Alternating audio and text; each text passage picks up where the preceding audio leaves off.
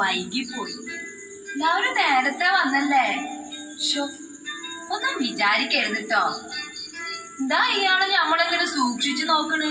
എന്നെ മനസ്സിലായില്ല? ഞമ്മടെ സൈനബ.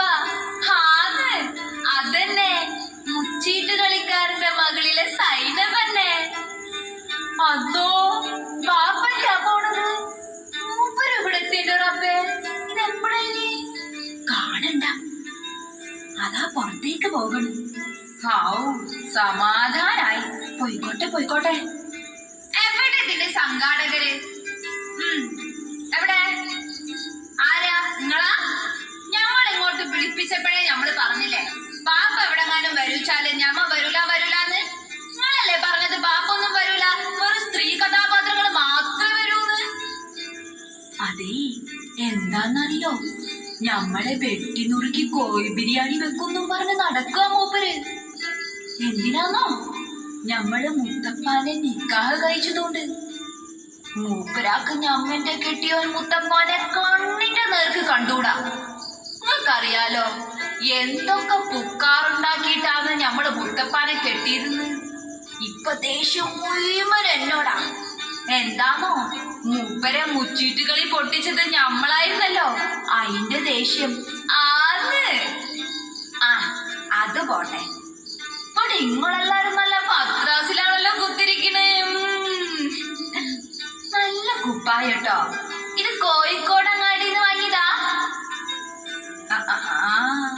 നിങ്ങളെന്താ ചിരിക്കണ്? ഇത് ഞമ്മള് പെണ്ണുങ്ങളെ വിശേഷം പറഞ്ഞതാട്ടോ. ഞമ്മൾ അവിടെ ഇച്ചോലുക്കുള്ളൊന്നും കിട്ടൂലാട്ടോ. നല്ലത് എന്തേലൊക്കെ ഉടുത്തു വരണം എന്നുണ്ടേനി എനിക്ക്. വലിയ ആൾക്കാരൊക്കെ ഉള്ള സ്ഥലല്ലേ, എന്താ പറയാ, ചായമക്കാനിത് ചട്പുക്കോന്ന് ചാടിപ്പാഞ്ഞു വന്നതല്ലേ, അതുകൊണ്ടാ ഇങ്ങനെ. അല്ല, ഇപ്പോൾ ആൾക്കാരൊക്കെ എവിടെ പോയി? പാത്തുമത്താത്തയും സാറാമ്മയും സുഹറയും നാരായണിയും. ഇതുപോലെ ഇന്നേ വരെ നമ്മൾ ഒരുമിച്ച് കൂടിയിട്ടില്ല കേട്ടോ. അല്ല, അതാരും അവിടെ കുത്തിരിക്കണ്? ആനവാരി രാമനായരല്ലേ? എല്ലാരും ഉണ്ടല്ലോ. പൊൻകുരിശ് തോമ, എട്ടുകാലി മമ്മൂഞ്ഞു. നിങ്ങളൊക്കെ എന്തിനാ ഇപ്പൊ ഇവിടെ പാഞ്ഞു പിടിച്ചു വന്നത്? ആരെങ്കിലും ക്ഷണിച്ചോ നിങ്ങളൊക്കെ? ഇവിടെ ഞങ്ങള് പെണ്ണുങ്ങളൊക്കെ ഒന്ന് ഒരുമിച്ച് കൂടാന്ന് വിചാരിച്ചതാ, വെറുതെ ഒന്നല്ല. ഇവരെ ക്ഷണിച്ചിട്ടാ, ഒന്ന് പറഞ്ഞു കൊടുക്കീന്ന്. ഇങ്ങക്കെന്താ അപ്പോഴത്തേക്ക് ഒരു നാണം? അല്ല മുത്തപ്പ, നിങ്ങളും വന്നോന്ന്? ഞങ്ങളൊറ്റക്ക് വന്നോളന്ന് പറഞ്ഞതല്ലേ നിങ്ങളോട്. എന്തിനാ വെറുക്കനെ ബസിന്റെ കൂലി കൊണ്ടുപോയി കളഞ്ഞത്?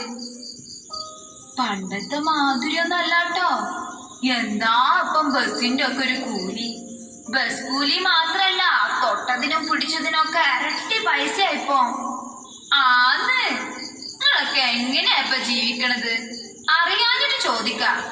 ഭരണ വഴിക്ക് ഞമ്മള് മുട്ടായി തെരുവിൽ ആ അറ്റത്തുള്ള ചായപ്പീടികയിലൊന്ന് കേറി. ഒരു ചായക്ക് 8 ഉറുപ്പ്യാന്ന്, പൊറോട്ടയ്ക്ക് 8 ഉറുപ്പ്യ, കോഴിക്കറിക്ക് 90. ഞമ്മളെ ചായ മക്കാനിൽ ഇത്രക്കൊന്നും വില കയറ്റിയിട്ടില്ല കേട്ടോ.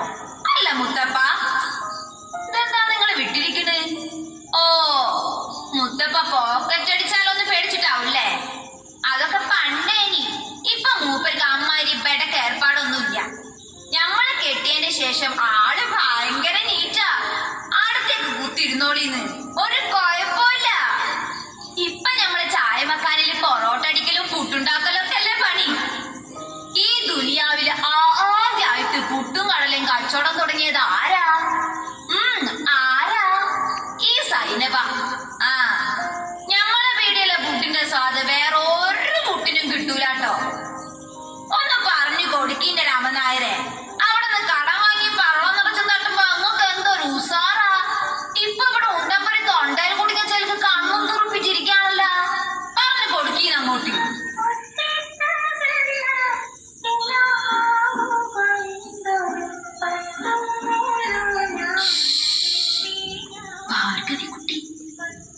ഭാർഗവിക്കുട്ടിയുടെ പാട്ട് ഞാനൊന്ന് പോയി നോക്കട്ടെ. എന്റെ മുത്തപ്പ,